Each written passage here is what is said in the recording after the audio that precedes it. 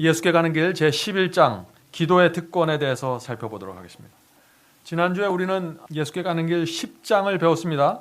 하나님께서 우리에게 메시지를 주시고 기별을 주시는 두 가지 통로를 배웠죠. 하나는 뭐라 그랬죠? 천연계를 통해서 우리에게 말씀을 주신다 그랬습니다. 하나님의 사랑과 하나님의 뜻을 전해준다 그랬습니다. 두 번째는 무엇이에요? 성경입니다. 성경을 통해서 우리에게 말씀해 주시는 것입니다. 그러면 하나님만 말씀하시고 우리는 말하지 않는가? 그 문제를 다루는 것입니다. 그래서 우리는 하나님께 우리의 메시지와 우리의 소원을 알리고 우리가 하나님께 말할 수 있을까요? 그것이 오늘 우리가 배울 기도입니다. 기도. 그래서 다른 수단이 없습니다. 우리가 하늘을 향해서 편지를 써서 비행기로 날릴 수도 없고 이메일을 쓸 수도 없고, 그렇죠? 아무것도 없는 것이에요. 우리가 하나님께 말할 수 있는 유일한 길은 기도입니다. 그렇게 생각하면 기도가 정말 중요하죠. 그런데 기도하지 않으면 어떻게 될까요? 기도하지 않으면 여러분들 한번 가정에서 생각해 보세요. 우리가 하나님을 아버지라고 부르죠? 우리는 자녀입니다. 여러분의 가정에서 아버지만 말하고 자녀들은 말하지 않는다면 어떻게 될까요? 그런 가정은 끔찍한 가정이에요. 우리가 기도하지 않으면 하늘 가족 사이에서 우리가 그런 입장에 놓이게 된다는 것입니다. 자, 그래서 하나님께서는 우리와 소통하기 원하시고 우리가 말하기 원하시고 대화하기 원한다는 것입니다. 그래서 오늘 우리가 이 기도에 대해서 배우는 것입니다. 자, 이제 본문을 읽으면서 좀 하나씩 살펴보도록 하겠습니다. 본문 91페이지입니다. 하나님께서는 천연계와 계시를 통하여 성경을 통하여 당신의 섭리와 성령의 감화로서 우리에게 말씀하신다. 그러나 이것들만으로는 넉넉지 않으니 우리는 우리의 심정을 그분 앞에 토로할 필요가 있다. 자, 이 얼마나 기가 막힌 말씀인가요? 미물보다 못하고 벌레보다 못한 우리가 하늘의 신 앞에 서서 말할 수 있고 대화할 수 있다. 기도를 통해서 우리가 그것을 할 수 있다 하는 그런 얘기입니다. 이것이 하나님의 사랑과 하나님의 은혜와 하나님의 소원이 아니었으면 이런 일들이 이루어지지 않는 것이죠. 그래서 우리에게 기도를 허락했다는 그 이유 하나만 갖고도 우리가 하나님의 사랑과 마음을 충분히 이해할 수 있는 것입니다. 자, 제가 처음 그리스도인이 됐을 때 오해했던 것 중에 하나가 이 기도입니다. 저는 기도를 이렇게 생각했어요. 우리 사람들이 얘기할 때 사람의 마음을 설득하고 내 마음을 전환하려면 어떻게 해요? 말을 잘해야 되잖아요. 내가 말을 잘하고 내 표정을 잘 짓고 하면 내 뜻이 전달되잖아요. 그러면 그 사람이 내 뜻을 받아주잖아요. 저는 하나님께 드리는 기도도 그런 건 줄 알았어요. 그래서 내가 말을 잘하고 기도를 논리적으로 하면은 하나님께서 내 말에 설득당할 것이다 라고 생각했던 것이죠. 그렇게 이루어지지 않는다는 것입니다. 기도는. 왜 그럴까요? 하나님은 우리의 말만 듣는 게 아니라 우리의 중심을 들여다보고 있기 때문에, 우리의 말의 동기와 목적과 이 모든 것을 들여다보고 있기 때문에 하나님 앞에서는 이게 말로 통하지 않는 것이에요. 그런데 오늘날 그렇게 생각하는 분들이 참 많이 있습니다.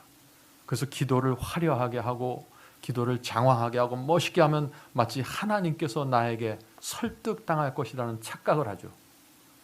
기도는 전혀 그렇게 이루어지지 않습니다. 우리의 말에 무슨 능력이 있겠어요? 우리의 말로 어떻게 하늘의 하나님을 움직여요? 그건 불가능한 것이에요. 생각도 하지 마십시오. 그런 거는.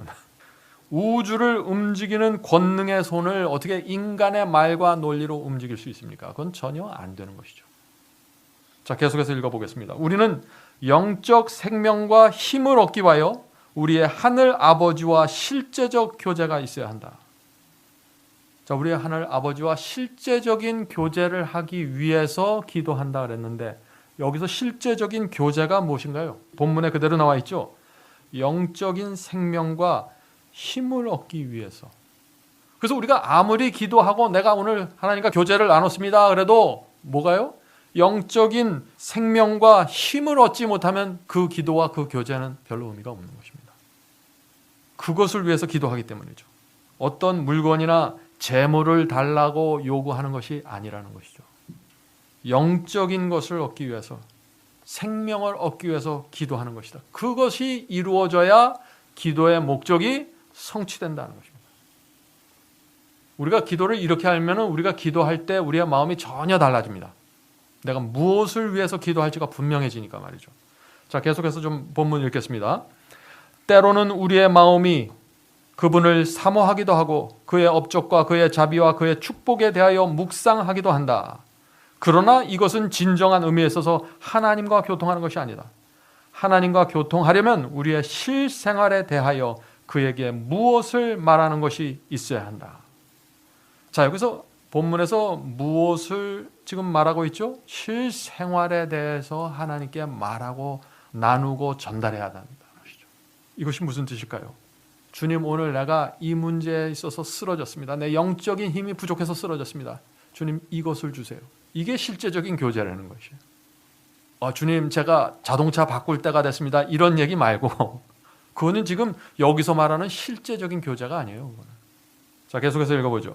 기도는 마치 친구에게 하는 것처럼 하나님께 그 심정을 펴놓는 것이다. 기도는 우리가 어떠하다는 것을 하나님께 알리기 위함이 아니요 우리로 하여금 하나님을 받아들일 수 있도록 하기 위함이다.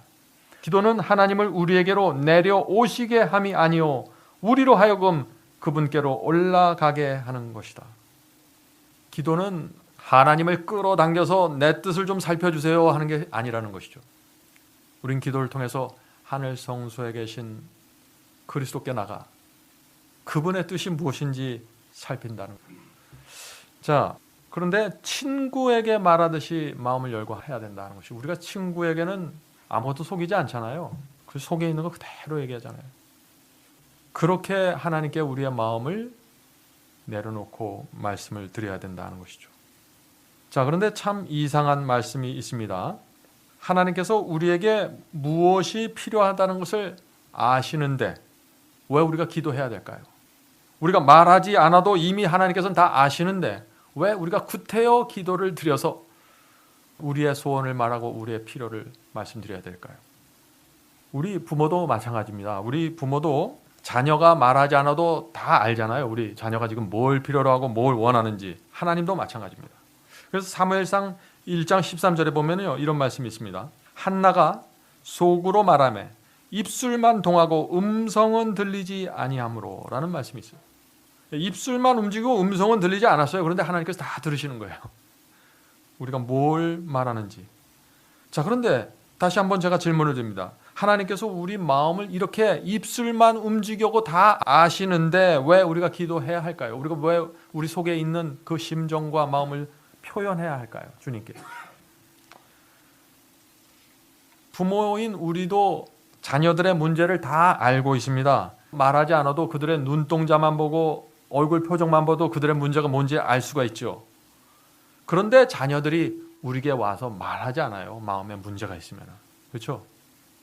우리가 다 아는데도 불구하고 자녀들이 옵니다. 왜 그래요? 왜 자녀들이 우리에게 올까요? 위로받기 원해서이죠. 또 부모의 지혜와 조언을 듣기 원해서입니다. 부모가 다 알고 모르고는 중요한 게 아니에요. 자녀 입장에서는. 가서 말하고 싶은 것입니다. 부모의 얼굴 앞에 앉아서 내 얘기를 하고 싶은 것입니다. 지금 자신이 빠져있는 구덩이에서 어떻게 빠져나올 수 있는지 아버지께 말하고 싶은 것이죠. 우리가 하늘 아버지께 기도하는 이유도 마찬가지라는 것입니다.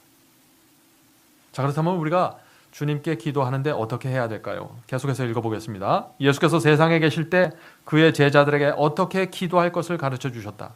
그는 저희의 매일의 필요를 하나님께 아뢰고 저희의 모든 염려를 그에게 맡겨버리라고 하셨다.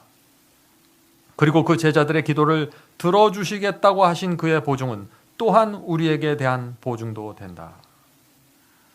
물론 우리는 기도를 통해서 우리의 필요를 주님께 아뢰 수 있습니다.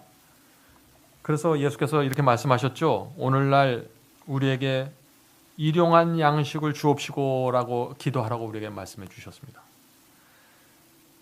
자, 그런데 많은 경우에 우리가 어떻게 기도하나요? 일용할 양식 이상의 것을 달라고 요구할 때가 얼마나 많이 있습니까? 꼭 필요한 것들 외에 그 이상을 요구하는 기도가 사실 많거든요. 예수께서 우리에게 가르쳐 주신 것은 일용한 것을 달라고 하셨는데 우리가 일용할 양식이 먹으면 얼마나 먹겠어요? 사실 많은 양이 아니거든요. 옛날 엘리야에게 그래서 까마귀를 통해서 공급해 주셨잖아요. 일용할 양식을. 그래서 하나님께서 우리에게 약속하신 것이 무엇인가? 그런데 우리가 자꾸 그 선을 넘어서 요구합니다. 하나님께. 왜 그럴까요? 우리의 이기심과 우리의 교만을 채우기 원하는 것이에요. 어떤 때는. 그래서 주께서 이 정도면 네가 겸손하게 살 수 있어 하는데 우리가 그 이상을 자꾸 요구하는 것입니다.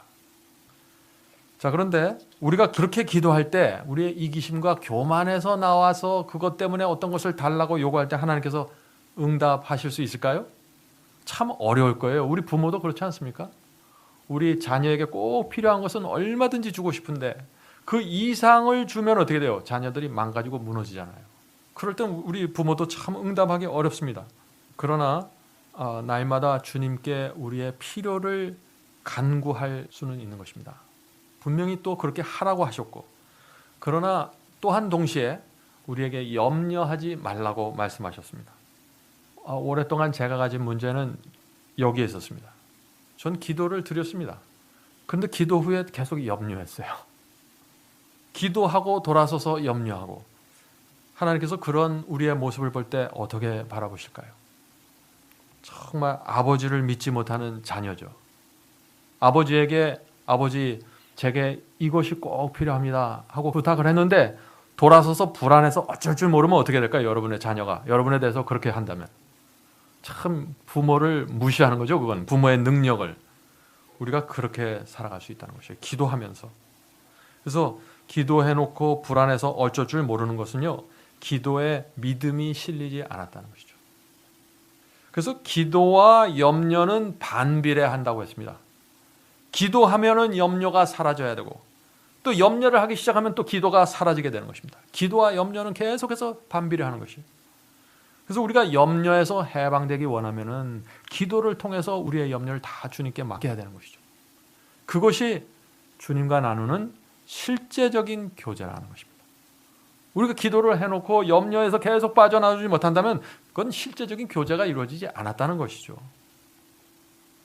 그래서 예수께서 우리가 염려하지 말아야 될 이유를 마태복음에서 이렇게 말씀하셨잖아요. 이 말씀은 유명한 말씀이죠. 마태복음 6장 25절 26절입니다.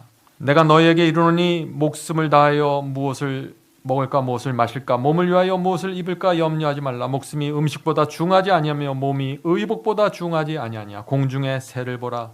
심지도 않고 거두지도 않고 창고에 모아 들이지도 아니하되 너희 천부께서 기르시나니 너희는 이것들보다 귀하지 아니하냐. 하나님께서는 이런 분이십니다. 공중의 새를 돌보시는 하나님. 저 우주를 창조하시고 저 하늘에 계신 하나님께서 이 땅의 그 공중에 날아다니는 새들까지도 돌보신다는 것이에요. 참 상상하기 어려운 자상함이 주님께 있는 것입니다. 또 들에 핀 꽃을 돌보시는 하나님. 이런 하나님이 우리를 돌보지 않겠느냐 하고 지금 예수께서 말씀하시는 거죠. 우리가 염려할 때 마음속에 염려가 채워질 때 이런 말씀을 읽어보면 근심 염려가 다 사라지게 되는 것이죠. 자, 예수께서 하나님께서 이 정도 얘기했으면 우리가 염려하지 말고 살아야죠. 이렇게까지 말씀하셨는데 여전히 염려하고 있으면 어떻게 되는 거예요? 그건 믿음이 없는 거다 하는 것입니다. 하나님께 대한 실제적인 믿음이 없다 하는 것입니다. 자, 그런데 중요한 조건이 있습니다. 조건. 하나님께서 우리의 필요를 채우시고 우리를 정말 공중에 나는 새들 이상으로 돌보고 케어해 주시는 조건이 하나가 있어요. 그 조건이 무엇일까요? 그 조건은 우리가 좁은 길, 진리의 길을 걷는 것입니다. 이 길 위에 있을 때 하나님께서 모든 것을 알아서 공급해 주시는 것이에요. 먹을 거, 입을 거, 마실 거 모든 것을. 그래서 우리가 관심을 가져야 될 것은 내가 지금 진리의 말씀대로 따라가고 있는가 거기에 딱 초점을 맞춰서 살아가면 되는 것이에요. 그럼 나머지 하나님께서 말하지 않아도 이방인들처럼 중언부언하고 이것 달라 저것 달라 하지 않아도 하나님께서 다 알아서 해주시겠다는 것입니다. 그 말씀이 성경에 있죠. 마태복음 6장 33, 34절. 너희는 먼저 그의 나라와 그의 의를 구하라. 그리하면 이 모든 것을 너에게 더하시리라. 그래서 그 나라와 그의 의만 구하면서 계속해서 살아가면은 나머지 모든 것은 하나님께서 채워주신다. 여기에 신앙의 비결이 있는 것입니다. 그러므로 내일 일을 위하여 염려하지 말라. 내일 일은 내일 염려할 것이요 한날 괴로움은 그날에 족하니라. 이 말씀을 정말 경험적으로 이해하는 사람들이 얼마나 많을까요?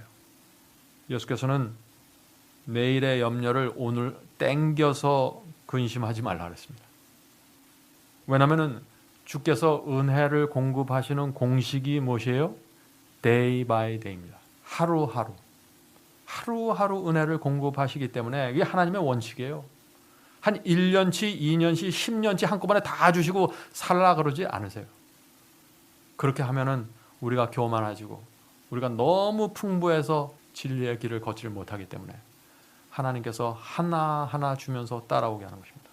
우리의 자녀들에게도 그렇죠. 우리 부모가 한꺼번에 전 재산 물려주지 않잖아요.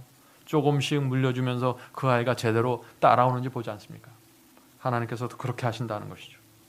그래서 하나님께서 주시는 은혜와 도우심은 엘리야를 먹인 까마귀처럼 날아온다는 것이에요. 까마귀처럼. 날마다 날아와서 필요한 것을 채워주신다는 것입니다. 그래서 우리가 하루하루 은혜로 받는 것을 연습해야만 엘리야의 믿음과 엘리야의 신앙을 배울 수 있다는 것입니다.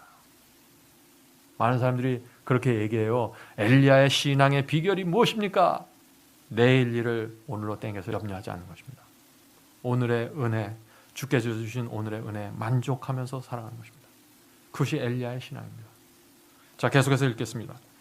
예수님 자신도 사람들 사이에 거하실 때 자주 기도하셨다. 우리 구주께서는 그의 의무와 시련을 위하여 굳세게 나갈 수 있도록 그의 아버지께 새로운 능력의 공급을 구한 탄원자와 간구자가 되신 사실은 그분 역시 우리와 같이 궁핍하고 연약하였던 것을 증거한다. 참 여기 이상한 말씀이 나와요. 아니 예수께서는 누구예요? 누구? 하늘 왕이세요. 하나님의 아들이세요. 그런데 그분께서 자주 기도해야 됐다는 얘기예요. 하나님의 아들인데 왜 기도해야 될까요? 하나님의 아들이 모든 걸 다 한 손에 쥐고 계신 분인데. 왜냐하면 그리스도는 우리처럼 기도가 필요했던 인간이셨기 때문이죠. 자, 계속해서 읽어보겠습니다. 예수께서 어떤 분이셨는지 이렇게 설명합니다. 그는 범사에 우리의 모본이시다. 그는 우리와 같이 연약한 한 형제로서 모든 일에 우리와 한결같이 시험을 받은 자로 돼 죄는 없는 자니. 예수님이 누구십니까? 우리와 똑같이 시험을 받았습니다. 그러나 죄는 한 번도 범한 적이 없습니다. 그게 예수님에 대한 완전한 설명입니다. 저는 이런 설명을 좋아합니다. 그의 품성이 악을 물리치셨다. 그는 죄악 세상에서 심령과 투쟁과 고민을 당하셨다. 그의 인성은 그에게 기도가 필요하게 하고 기도가 특권이 되게 하였다. 예수님의 인성, 예수께서 태어나는 상태를 얘기하는 거죠. 기도가 필요한 존재로 태어났다는 것입니다. 이 말씀은 정말 놀라운 말씀이죠. 예수께서 이 죄악생에서 살아갈 때 어떻게 했어요? 마음에 투쟁이 있었다는 것입니다. 참 그 희한하죠. 예수님 마음속에 무슨 투쟁이 있었을까? 예수님의 마음속에 또 뭐가 있다 그랬어요? 고민이 있다 그랬습니다. 고민. 하나님이 고민을 해요? 이 땅에서? 왜 그래요? 인간이셨기 때문에 그런 거예요. 여러분과 저와 같은 인간으로 오셨기 때문에. 그래서 갈라디아 4장 4절에 바울이 참 놀라운 얘기를 합니다. 때가 참에 하나님이 그 아들을 보내사 여자에게 나게 하시고 율법 아래 나게 하신 것은. 많은 사람들이 예수님은 여자를 통해서만 낳고 남자의 정자가 포함되지 않았으니까 예수님은 우리와 전혀 다른 인간이 아닙니까? 그런 이야기를 하죠. 아니요. 예수님도 율법 아래 나오신 거죠. 자, 그럼 예수께서 율법 아래 태어나셨다는 것이 무슨 뜻입니까? 율법 아래 태어나셨다는 것이. 기도를 통해서 성령을 받지 않으면 유혹과 죄를 이길 수 없다는 것이에요. 그게 율법 아래 태어난다는 뜻이에요. 율법에 끌려다닐 수밖에 없다. 율법의 종으로 살 수밖에 없다 이거죠. 기도하지 않으면, 성령 받지 않으면. 예수님은 이 땅에 살면서 구름 위에 둥둥 떠서 투쟁도 없고 고민도 없이 산 것이 아니라는 것입니다. 이렇게 우리가 예수를 바라보면 예수님이 우리 옆에 바로 오십니다. 아주 가까운 곳으로 오시는 거죠. 우리와 같은 몸을 갖고 우리와 같은 유전자를 갖고 오셨습니다. 예수님은 이 땅에 사는 동안 우리보다 훨씬 더 강한 공격을 받았죠. 사탄의 공격. 사탄과 악령의 총 공격을 받았습니다. 그분의 인성은 기도를 반드시 필요로 하는 인성이었다고 지금 이 저자는 말하고 있어요. 예수님은 지구에 살았던 누구보다도 큰 시험과 큰 유혹을 만나셨고 깊은 고민과 투쟁을 경험하셨던 것입니다. 자, 그런데 왜 예수께서 그런 고통과 고민을 겪으셔야만 했을까요? 왜 그런 몸을 갖고 오셔야만 했을까요?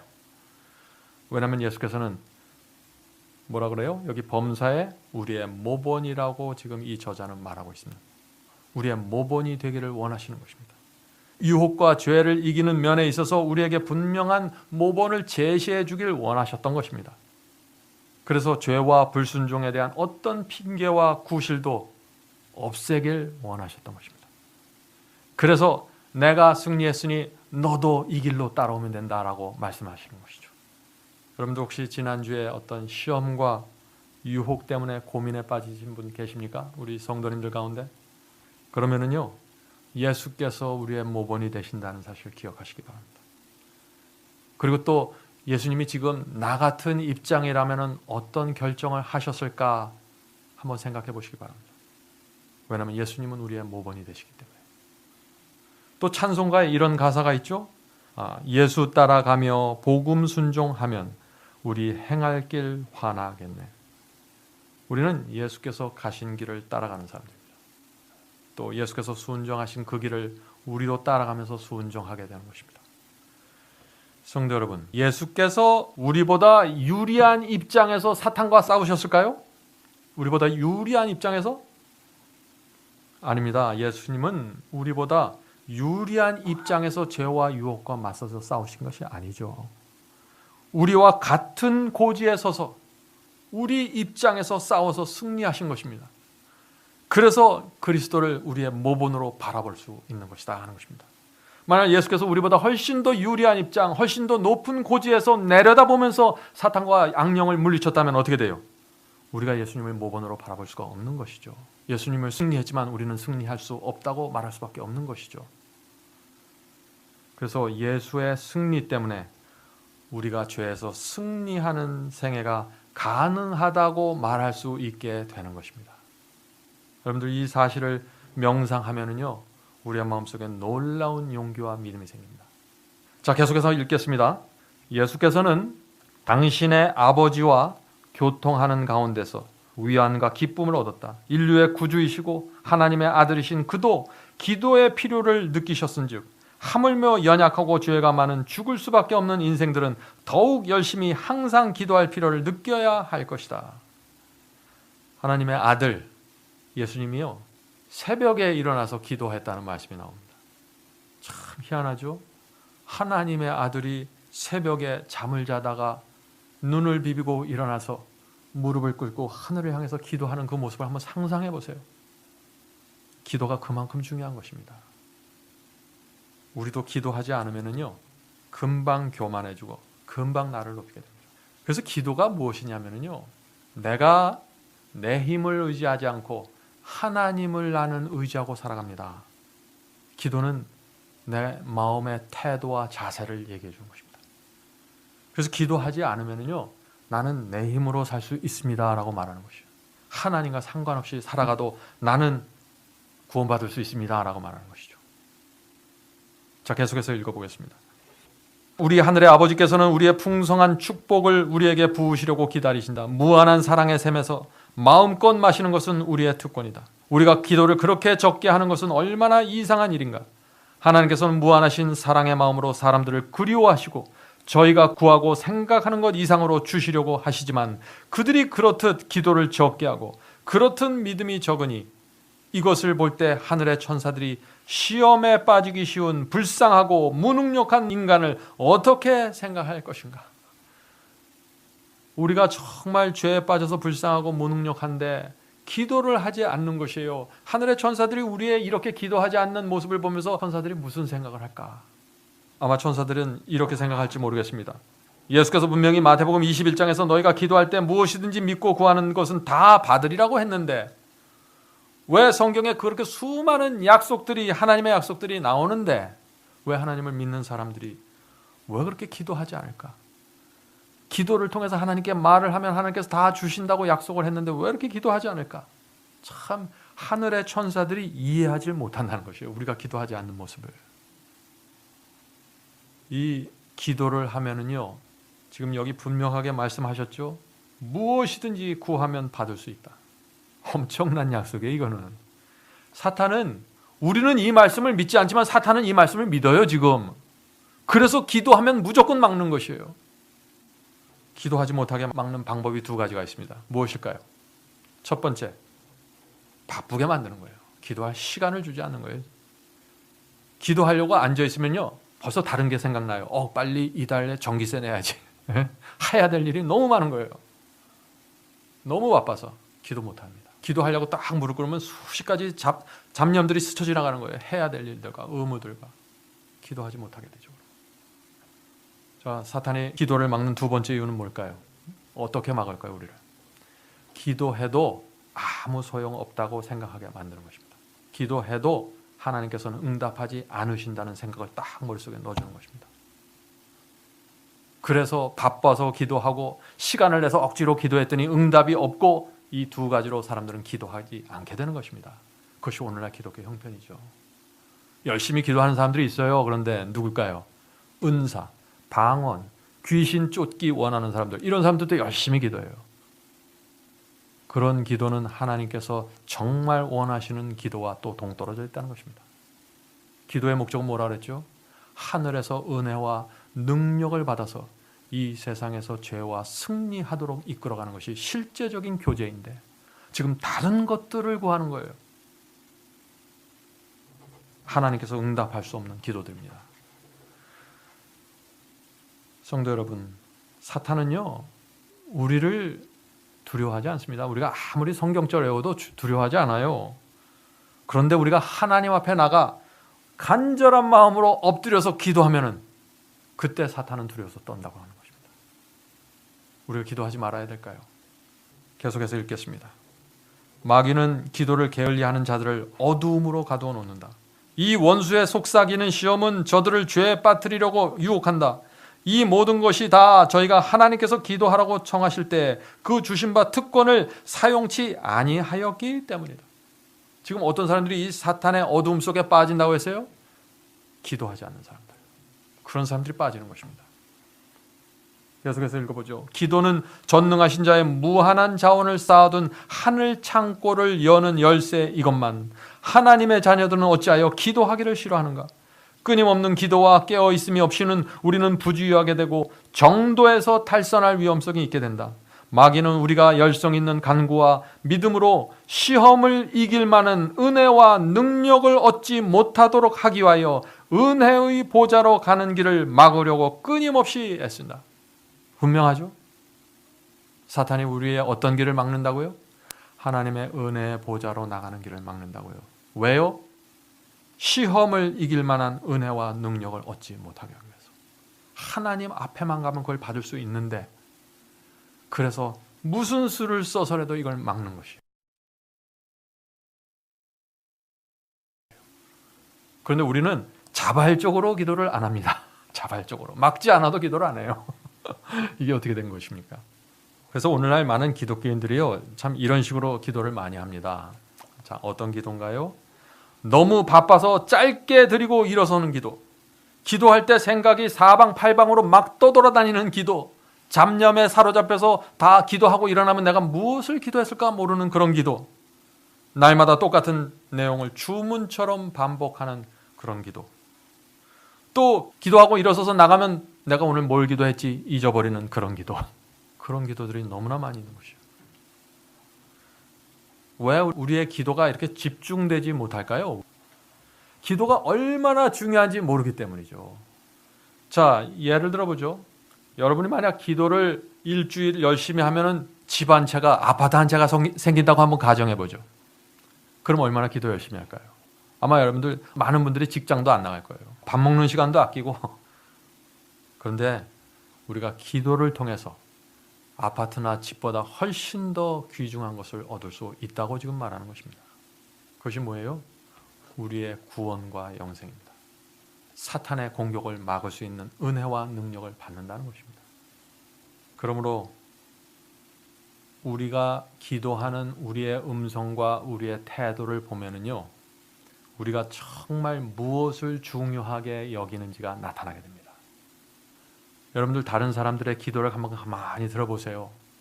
그러면은 그 사람의 생애에서 정말 무엇을 가장 중요하게 여기는지가 그 기도 속에서 그대로 나타나게 됩니다. 하나님께서 그걸 보시는 거예요. 하나님께서. 성도 여러분, 기도는 살아계신 하나님과 대화하는 것이라고 했습니다. 어떻게 기도해야 될까요? 하나님과 대화하는데 우리가 어떻게 대화하게 될까요? 기도는 그냥 그래서 하나님 앞에 가서 내가 하는 말만 탁 던져버리고 일어설 수 있는 그런 시간이 아니라는 것이죠. 그래서 기도는 내가 말을 많이 하는 것보다는 주님께서 내게 무엇을 원하는지 듣는 시간이 기도라는 것입니다. 그래서 내 말만 하고 딱 일어서서 나가버리잖아요. 아무것도 얻지 못합니다. 아무것도. 왜냐하면 기도는 하나님의 뜻을 알기 위해서 드리는 거기 때문에. 내 뜻을 전달하기 위해서 하는 게 아니에요. 기도가. 물론 내 필요를 간구하지만은 궁극적으로 하나님의 뜻이 무엇입니까? 지금 우리 부부 사이에 문제가 있는데 하나님의 뜻이 무엇입니까? 제가 어떻게 해야 하나님의 영광을 이 상황에서 드러낼 수 있을까요? 이렇게 묻는 것이 기도예요. 근데 묻자마자 나가버리면 무슨 일이 생기겠어요? 아무것도 없다는 것이에요. 그거는. 예수께서는요, 너희는 기도할 때 이렇게 하라 하시면서 하나님을 뭐라고 부르라고 하셨죠? 하나님을 아버지라고 부르라고 하셨습니다. 아버지. 참 이 말씀도 기가 막힌 말씀이죠. 자, 예수님도 하나님을 누구라고 불러요? 아버지라고 부르셨습니다. 근데 우리도 하나님을 아버지라고 부를 수 있다는 것이에요. 자, 이 말이 무슨 뜻이에요? 예수님과 우리가 형제지간이라는 뜻이에요. 형제지간. 예수 그리스도가 우리의 맏형 되신다는 얘기입니다. 그래서 바울이 히브리서 2장 11절에 이런 말씀이 있는 것입니다. 그리스도께서 우리를 형제라 부르는 것을 부끄러워하지 않으시는 것이라. 어떤 분들은 근데 예수님과 우리가 형제라고 하니까 또 오해를 해요. 아, 예수님이 우리와 같이 피조물이구나. 그런 오해를 합니다. 그런 뜻은 아니죠. 이 말씀이 지금 제가 그런 뜻으로 말씀드리는 것이 아니죠. 예수께서는 우리를 하나님을 섬기는 하늘 아버지를 섬기는 한 가족이 되기를 초청하시는 것입니다. 그래서 내가 하나님을 아버지로 부를 테니까 너희도 하나님을 아버지로 불러다오. 그래서 우리는 한 가족으로서 하나님을 섬기는 것이다. 그래서 우리가 하나님께 기도하고 간구할 때는 한 가족으로서 기도하는 것입니다. 우리의 자녀들이 아버지에게 무엇을 말할 때처럼 우리가 가족 대신 하나님 앞에 나가서 우리의 필요를 얘기한다는 것입니다. 그렇게 생각하면은 말할 수 없는 것이 없겠죠. 무엇이든지 말할 수 있겠죠. 또 그 아버지의 사랑과 은혜를 충분히 우리가 느끼면서 말할 수 있겠죠.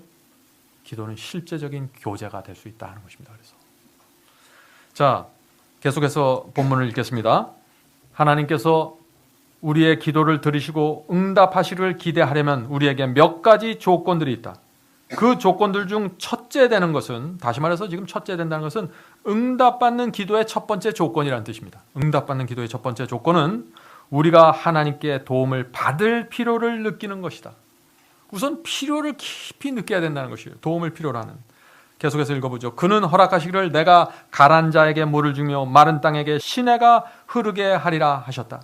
의에 줄이고 목마른 것 같이 하며 하나님을 앙망하는 자들은 확실히 배부르게 될 것이다. 자, 응답받은 기도의 첫 번째 조건 무엇입니까? 여기 말씀하셨죠? 하나님의 도우심을 받을 필요를 느끼는 것이다. 필요를 느끼지 않으면 기도하지 않게 되는 것이죠. 자, 그래서 결국 이 말씀 속에 어떤 사람들이 어떤 기도가 응답받을 것인가 하는 키가 나와 있습니다. 무엇인가요? 의에 줄이고 목마른 자들의 기도가 확실하게 응답되고 확실하게 배부르게 될 것인 말씀이 여기 나와 있죠. 이것은 다시 말해서 마음이 가난한 자들의 기도가 응답된다는 것입니다. 마음이 가난한 자들. 자, 가난하다는 게 지금 이 마태복음 5장의 팔복에 마음이 가난한 자는 복이 있나니 해서 가난에 대해서 나오죠. 이 가난이 무슨 뜻입니까? 이 가난이 뭐예요? 제가 가난하다는 말의 원어를 찾아보면은 조금 없어서 불편한 정도가 아니에요, 이게. 조금 용돈이 부족하다 이 정도 차원이 아니에요. 월급이 좀 부족하다 그게 아니라 극심한 가난을 말하는 거예요. 극심한 가난. 예를 들어서 먹을 것이 없어서 부잣집 대문에 서서 먹을 것을 줄 때까지 기다리는 거지. 그것이 성경이 말하는 가난입니다. 다시 말해서 그런 심령으로 드리는 기도 하나님께서 응답하신다는 것입니다. 그래서 마음이 가난한 자는 복이 있나니, 왜 복이 있을까요? 그들이 기도하면 하나님께서 응답하시기 때문에, 하나님께서 그들의 필요를 긍휼히 여기신다는 것입니다. 많은 사람들의 기도가 응답되지 못하는 이유가 바로 여기 있는 것이죠. 얼마나 많은 사람들이 부잣집 대문에 기대서서 먹을 것을 달라고 졸라대는 거지의 마음으로, 그런 참담한 심정으로 주님께 매달립니까? 그것이 안 되는 것이죠. 우리가 정말 하나님이 얼마나 위대한 신인 줄을 알고 우리가 얼마나 참담한 죄인인지를 안다면 거지처럼 주님께 매달린다는 것입니다. 이 집의 주인 아니면 내 문제를 해결할 분이 없다라고 생각하게 되는 것이죠. 응답받는 조건이 또 하나 있습니다. 계속해서 읽어보죠. 만일 우리가 우리의 마음에 죄를 품든지 알고 있는 죄를 버리지 아니할 것 같으면 주께서 듣지 아니할 것이다. 오늘날 많은 사람들이 이런 말을 굉장히 싫어하죠. 부담스러우니까. 계속해서 그러나 보겠습니다. 그러나 죄를 슬퍼하고 통회하는 자의 기도는 언제든지 받으실 것이다. 모든 알고 있는 죄를 바로잡은 후에는 하나님께서 우리의 기도를 응답하실 것을 우리가 믿을 수 있는 것이다. 분명하죠? 하나님의 뜻이, 기도가 어떤 기도가 응답된다는 것이 분명히 여기 나타나 있습니다. 우리를 구원하는 것은 예수의 공로이고 우리를 깨끗하게 하는 것은 그의 보혈이다. 그러나 우리로서는 주께서 받으시는 조건을 응하기 위하여 해야 할 일이 있다는 것입니다. 우리가 붙잡고 있는 죄, 그것이 무슨 그렇게 가치가 있습니까? 하나님의 응답을 놓칠 만큼 가치가 있나요? 그것들이? 우리가 붙잡고 있는 것이 뭔지 모르겠지만 각자가 다르겠죠. 그러나 하늘에 계신 아버지가 응답을 하는데 내가 붙잡고 있는 이 죄, 내가 붙잡고 있는 이 세상 때문에 응답받지 못한다면 그것을 그대로 우리가 고집할 수 있을까요? 얼마나 바보 같은 짓입니까? 죄를 품고 있는 사람, 알고서 지은 죄를 버리지 않는 사람, 죄를 바로잡지 않는 사람의 기도는 하나님께서 응답할 수 없다는 것입니다. 자, 시편에 그 말씀이 나와 있죠. 시편 66편 18절입니다. 내가 내 마음에 죄악을 품으면 주께서 듣지 아니하시리라. 자, 죄를 붙잡고 있는 사람의 기도를 그런데 왜 하나님께서 응답하지 않으실까요?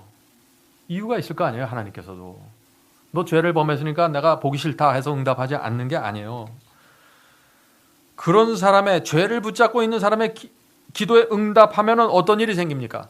하나님께서 죄를 인정해 주신다는 메시지가 들어가요. 거기에 죄를 붙잡고 있는 사람도 하나님의 축복을 받을 수 있다 하는 오해가 생겨버립니다. 죄를 바로 잡지 않는데도 하나님께서 기도에 응답해서 복을 주고 무엇을 주면 어떻게 돼요? 하나님의 공의에 큰 문제가 생기는 것이에요.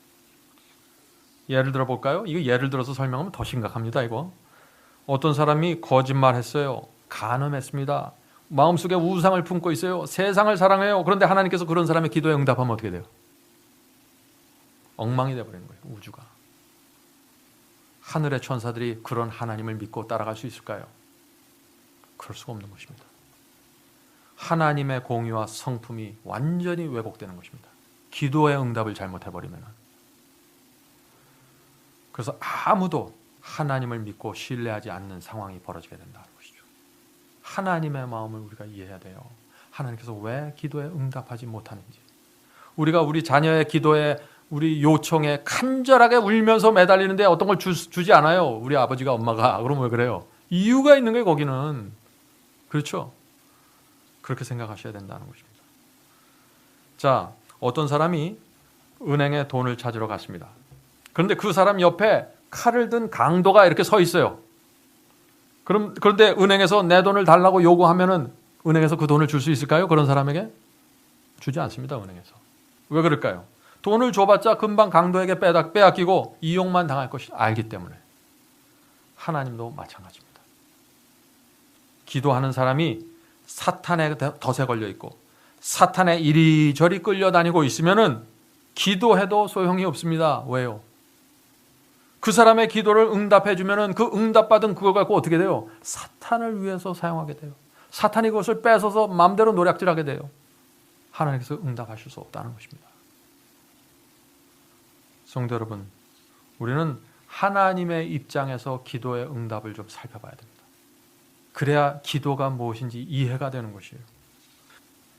하나님께서는요, 어떤 기도에는 응답하십니다. 그런데 어떤 기도에는 결코 응답할 수가 없는 것입니다. 그러나 혹시 우리의 기도가 잘못됐다고 해도 염려할 필요가 없습니다. 우리의 마음이 가난하고 우리의 동기가 순수하고 정말 이 기도가 내 영광이 아니라 하나님의 영광만을 위해서 사용되는 것이라고 분명하면은 우리의 기도와 말이 어느라고 문제가 있더라도 성령께서 말할 수 없는 탄식으로 우리의 기도를 바꿔서 하나님께 전달해 드립니다. 주님의 뜻에 맞게 말이죠. 그게 로마서의 말씀이죠. 왜냐하면 하나님께서는 우리에게 가장 좋은 것을 주시기 원하기 때문이죠. 우리는요, 우리가 아무리 울면서 기도해도 하나님의 뜻을 꺾을 수 없습니다. 우리가 그것을 인정해야 됩니다. 왜 그럴까요? 하나님은 우리의 구원에 가장 좋은 것을 주기 원하시기 때문이죠. 하나님의 뜻은 그래서 꺾여서는 안 돼요. 하나님의 뜻이 꺾이면 큰일 납니다.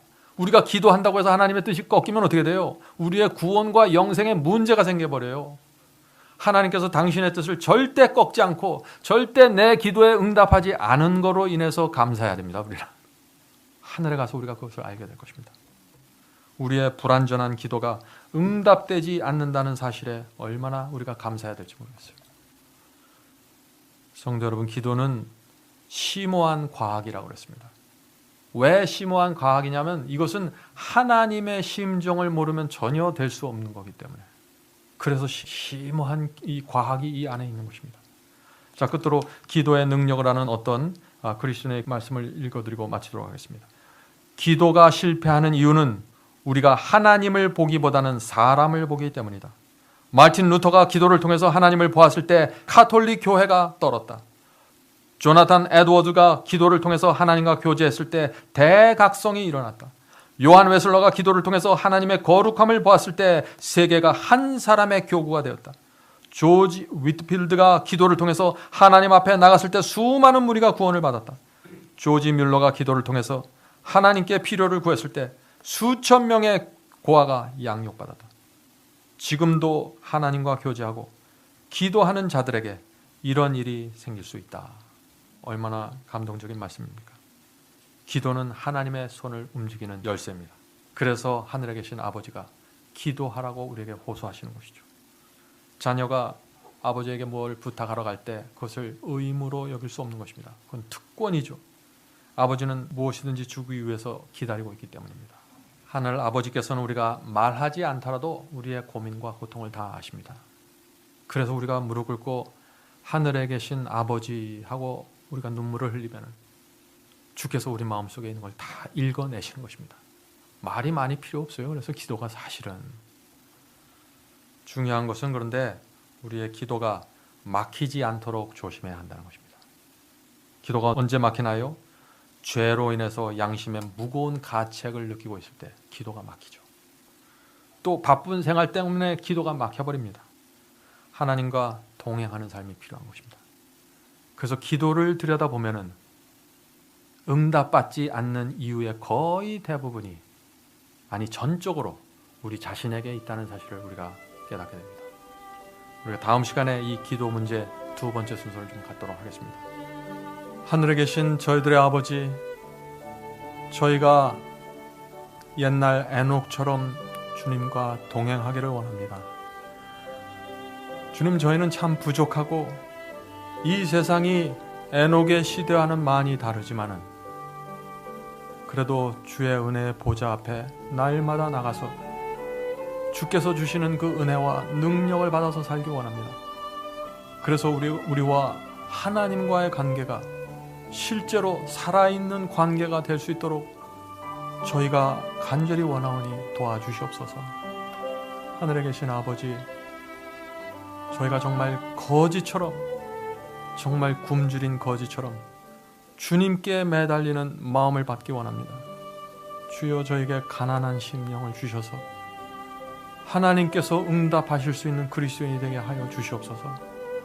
하늘에 계신 아버지, 이 시간에 함께 머리 숙여 기도하는 저희 교우들과 성도들에게 함께하여 주셔서 하늘을 바라보게 하여 주시고 하나님의 마음이 어떤 것인지 느낄 수 있고 이해할 수 있도록 도와주시옵소서. 그래야 저희의 기도가 올바른 기도가 될 수 있음을 저희가 압니다. 하나님의 마음을 저희가 알기 원하오니 알려주시고 저희에게를 인도해 주시고 이 세상에서 주를 따르는 잘하는 소리를 듣게 도와주시옵소서. 예수님의 이름으로 간절히 기도드립니다. 아멘.